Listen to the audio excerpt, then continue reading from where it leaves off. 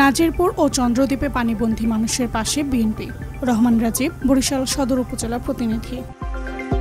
টানা বর্ষণ ও নদীর পানি বৃদ্ধির কারণে পটুয়াখালীর বাউফল উপজেলার নাজিরপুর ও চন্দ্রদ্বীপ ইউনিয়নের শতাধিক পরিবার পানিবন্দী হয়ে চরম দুর্ভোগে পড়েছে।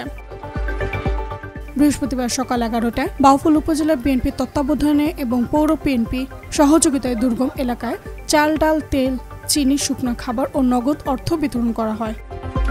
বাউফল উপজেলা বিএনপির সাবেক সাধারণ সম্পাদক ও পৌর বিএনপির সাবেক সফল সভাপতি হুমায়ুন কবির ট্রলার ব্যবহার করে নিজেই দুর্গম এলাকায় পৌঁছে ত্রাণ সামগ্রী অসহায় মানুষের মাঝে পৌঁছে দেন। হুমায়ুন কবির বলেন, আমাদের নেতা দেশনায়ক তারেক রহমানের নির্দেশনা ও কেন্দ্রীয় নির্বাহী কমিটির সদস্য ইঞ্জিনিয়ার ফারুক আহমেদ তালুকদারের পরামর্শে বাউফল উপজেলা বিএনপি পানিবন্দী মানুষের পাশে দাঁড়িয়েছে। আমরা অতীতেও ছিলাম, ভবিষ্যতেও থাকব। বিএনপি একটি জনগণের দল, সবসময় জনগণের উপর নির্ভরশীল এবং জনগণের জন্যই কাজ করে। এ সময় উপস্থিত ছিলেন উপজেলা শ্রমিক দলের যুগ্ম আহ্বায়ক হাসান মল্লিক, পৌর বিএনপির দপ্তর সম্পাদক আবুল বাশার, পৌর বিএনপির ছাত্র বিষয়ক সম্পাদক ইমাম হাসান, উপজেলা ছাত্র দলের যুগ্ম আহ্বায়ক রফিক এবং কেশবপুর ইউনিয়নের ছাত্র দলের সাধারণ সম্পাদক মিঠু। আপনাদের জন্য দোয়া করি, আমরা আমাদের জন্য দোয়া করবেন, দলের জন্য দোয়া করবেন।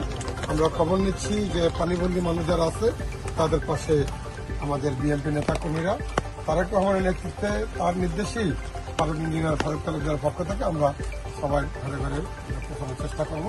পর্যায়ক্রমে সবাই ভালো থাকবেন, আপনাদের জন্য দোয়া রইল।